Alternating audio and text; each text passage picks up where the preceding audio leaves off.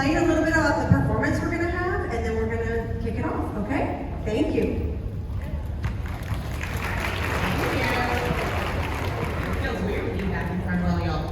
Okay, so I'm just going to give a little bit of history about Puerto Rico. I don't know how much you all know, but it was discovered by Christopher Columbus on his second voyage to the New World in 1493. And he called the island San Juan Bautista. At the time, Puerto Rico was inhabited by indigenous people called the Taínos. And they called the island Borinquen, which means the great land of the brave and noble. The name was changed to Puerto Rico in 1508 after the first governor, Juan Ponce de Leon, discovered that all this gold and treasures were going through the port as the Spaniards were taking it back to Europe. And Puerto Rico became part of the United States in 1898 as part of the Paris Treaty between the Spanish and American War.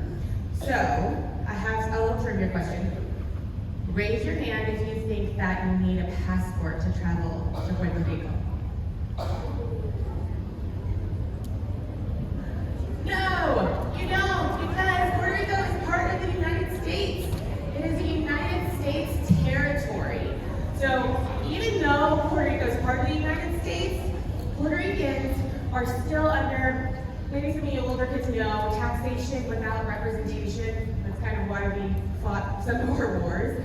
Puerto Ricans are United States citizens, but they do not get to vote. So they have one delegate in Congress, but they cannot vote for president, and they pay probably some of the highest taxes out of any Americans. I think more than 11%. So today, we are going to hear from William Cruz and Paolo Castagnoli. Castagnoli is an Italian last name. They have a group called Bombazo Houston, which plays bomba music, which is native to the island of Puerto Rico. It originated on colonial plantations by enslaved people who were there, who were brought to Puerto Rico to help colonize. You have no choice. They don't need this. Okay, I'm going to let them talk all about bomba music and the history, and then they're going to do a really special performance for you guys. Hola, hola, hola, hola de la mar. Hola, hola, hola, hola de la mar. El pueblo se está quemando por falta de agua. El pueblo se está quemando por falta de agua. Hola, hola, hola, hola de la mar. Hola, hola, hola, hola de la mar.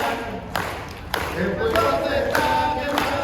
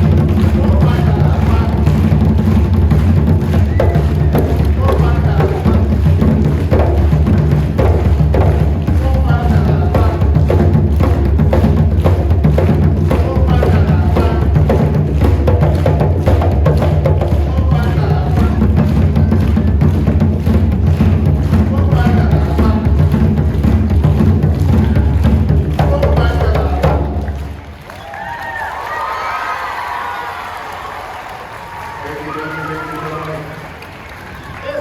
es la música de Puerto Rico, la música de los negros de Puerto Rico, los afrodescendientes de Puerto Rico.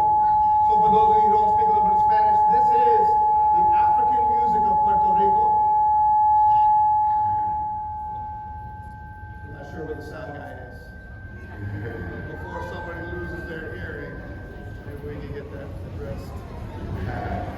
Check that again. Check, check. Am I okay? All right. So this is the African music of Puerto Rico. As many of us know, during the time when the Spaniards first came and colonized, they brought a lot over of enslaved people. Of course, those people brought with them their culture, their history, their language, their music, everything that goes along with it.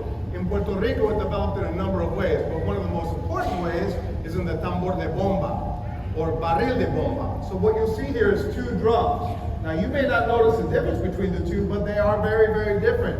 One is a little bit bigger. I have the big drum. This drum here is called the buleador. Can you say buleador? Buleador.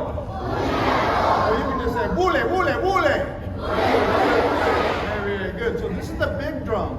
And in African tradition, drums are always assigned a gender. So this drum is also called the hembra. The bigger drum is the female drum. And its job is to maintain the rhythm and to keep things going so that everything is calm and peaceful. Sound familiar? Anybody out there, right? So the drum over here that Will is playing is called the primo. Say primo. It's also considered to be the male drum, the macho drum, the drum that talks and talks and talks and talks and talks, and it never stops talking. Sound familiar to anybody? So while the hembra or the buleador maintains the rhythm, the primo does what we call repica. And say repica. Repica, that means it improvises. Does anybody know what the word improvise means? Young man right here in the front, what does improvise mean? Say it again? No, not to ask something. Anybody else want to try? Improvise. Young lady right there.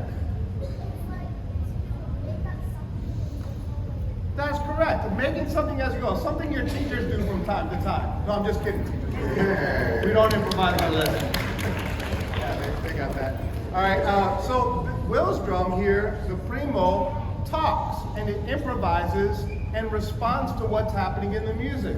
So, for example, we may be singing, and then we have a part called the refrán and the coro. The coro is when everybody comes in and sings together, and then the refrán, which is also often improvised by the lead singer, meaning that we will sing something and then he will respond. So for example, if you heard the first tune, what I said was hola, hola, hola de la mar, el pueblo está quemando por falta de agua, meaning the whole city is burning down because we have no water over here. And then Will would sing what's called a refrán, or improvise. So a lot of improvisation, a lot of back and forth, a lot of interaction with the drums, the singing, and of course the part that we're missing here, which is the community of dancers. And so in the bomba puertorriqueño, there's always somebody dancing.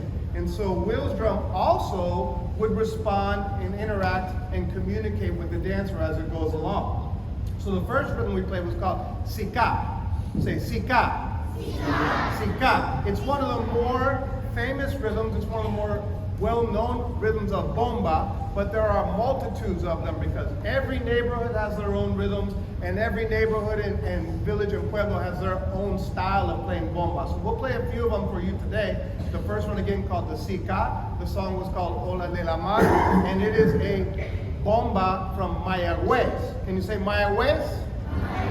Mayagüez is a pueblito in Puerto Rico where the bomba is very famous and very popular because they had a lot of people of African descent there. So we're going to continue playing and we'll talk a little bit more about the beautiful music of Puerto Rico as we go along. Will is going to introduce our next song for us, which is...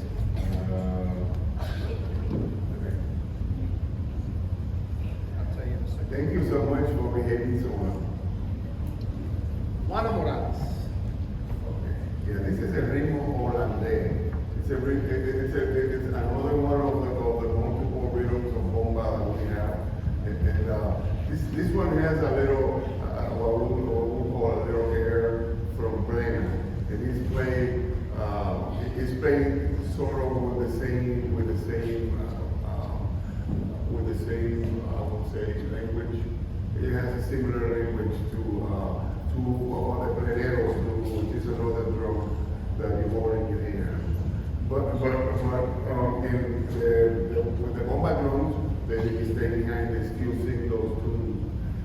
an old tune that comes from the country where people used to walk out and eat out of the trees.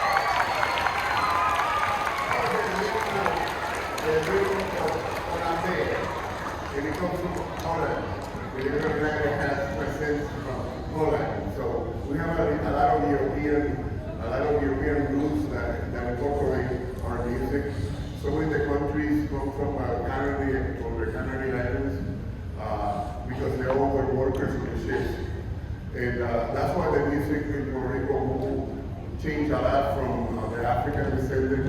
When you go to the countries, you hear more of what they call octavitas, décimas, which is trovadores. It's a completely different type of music, but it happens because the people from the Canary Islands, when they arrived in the islands, they hit the hills. They went to live up the hills. So the music is different. They use a cuatro, which is a cuatro puertorriqueño. They use different things that we have in our culture, just a few miles off of the hill. And that's so this is one of the rhythms that Bomba has. And Bomba has all the African rhythms that go a little deeper. Like I would say the 6/8 Yuba. Yuba, I would say it doesn't get more African than Yuba. So we're going to play a Yuba in a little bit before. Next we're going to go along with a very popular song in Puerto Rico. Now, a lot of the music would mix up. So you had Cuban music, you had Dominican music, and all these are Spanish-speaking islands. And of course, people would travel a lot. So sometimes the instruments that you see being used in Puerto Rico actually came from another island, like the bongo, which comes from Cuba. And it's one of the most famous Puerto Rican instruments. But this is a song called About a Place. And it's a place that somebody's mom did not want him to go. So if you don't speak the language, we'll tell you what it says afterwards. But we're going to move on with a very famous and popular Puerto Rican song, because a lot of the songs, again, as Will was saying, were used to communicate. So back in the day, before they had newspapers, before they had internet, before you could look up what your favorite basketball player scored as he was scoring them, people would have to get together and talk about things. So they'd get together in cafes, and they'd bring their instruments, and they'd sing and play and talk about what was going on in the town. And sometimes make fun of people, and sometimes call people out for not being nice and things of that nature. But it's a very community music. So this next song, again, is about a very famous place in Puerto Rico, and somebody's mom didn't want them to go there. Yeah. A la verde gay, a la verde gay. Mi mamá no quiere que yo vaya a la verde gay. A la verde gay, a la verde gay. Mi mamá no quiere que yo vaya a la verde gay. A la verde gay.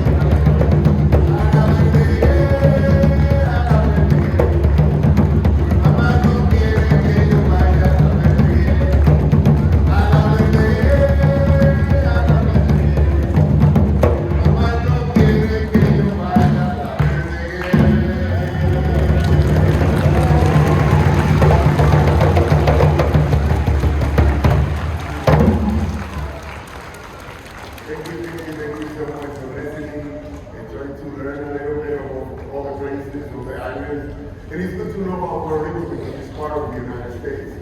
So it'd be something that you learn from hear in the song, if you speak a little bit of Spanish, he's singing about a place that his mom doesn't want him to go to. So I'm sure when you grow up, there's probably a place your mom doesn't want to go to now. But when your mom tells you don't go there, make sure you listen. She's telling you where it is, right? Don't go to the Verde Gate. You never know what's going to happen. So next up, we're going to have one of the more real African derived rhythms. It's a 6/8. So we play music in 4/4. We play music in 6/8. How many of you take a music class here? Put your hands up if you go to a music class. How many of you it's your favorite class? Keep your hands up, everybody. That's right. It's got to be your favorite class. Right? Who doesn't love music, all right? So maybe someday in your music class they'll bring out some hand drums that you can play. But a little bit more about the drums real quick, kids, before you get distracted. I got it. I'm going to take one more minute. Does anybody know what this is right here? Anybody know? Put your hand up if you know what this is. Go ahead, young lady back there. Right there. I see you. What is it? I can't hear you. The deer skin? It's close, pretty close. It's actually very good. It's a goat skin. You might have had this for dinner. It's some curry goat or something like that, all right? So this is the skin of a goat, and that's also a skin of a goat. What's the difference? This is the skin of a male goat. Okay, on the bigger drum you put the male goat, and this is the skin of a female goat. So on the male drum, you put the female skin, on the female drum, you put the male skin. So everything is blended, everything mixed really nice. So the next song we're going to play is a real 6/8. It's a real 6/8, very African-derived rhythm. Hence, a lot of the words that you'll hear are coming from African dialects. You had a lot of people from West Africa move to Puerto Rico. They started very early. Okay, and they kept the slave trade going for a long time, but you have a lot of people from the Bantu people, which are one of the largest African groups in Cuba. And the use of African drums in Puerto Rico is one of the first documented instances of African drumming happening here in the Western Hemisphere, right? We live in what we call the Western Hemisphere, right? And that's the Eastern over there, Africa, Europe, all over here, the United States, Mexico, all up and down is called the Western Hemisphere. So in Puerto Rico, you have some of the oldest pictures and drawings of African people playing African drums. So it's a very direct line to Africa, very African influence with a lot of Spanish and what we call the indigenous people of Puerto Rico. Does anybody know what the natives of Puerto Rico were called? Anybody out there? Yes, what were they called? Go ahead. Louder? No, sir. They were called the Taínos. Those were the Native Americans out here. Now, people say Indians, but remember, you should learn this in history, Columbus was confused when he got here. He really thought he was in India. He thought that the islands of the Caribbean were the Maldives, which are off the coast of India, and so he incorrectly called people Indians. But really, they're Native Americans, and really beyond that, each group has their own identity. So the people of the Caribbean were called the Taínos, and they brought a lot of the flavors and the foods that are still used in the cooking today, and some of the instruments. Now, we don't have one here today, but oftentimes when you're playing bomba, there's two other instruments, and one of the most important ones is called the maraca. Everybody know what a maraca is? What do you do with a maraca? You shake it, right? So maraca is one of the instruments that we know came from the indigenous peoples of the Americas, from the Taíno people. So all these mixing going on, and you hear in some of the language some African words, you hear a lot of Spanish words, and you hear, of course, a lot of African drumming, which is what we're going to do right now. So this is a 6/8, it's called a yuba, and a lot of the words, like I said, are African derived.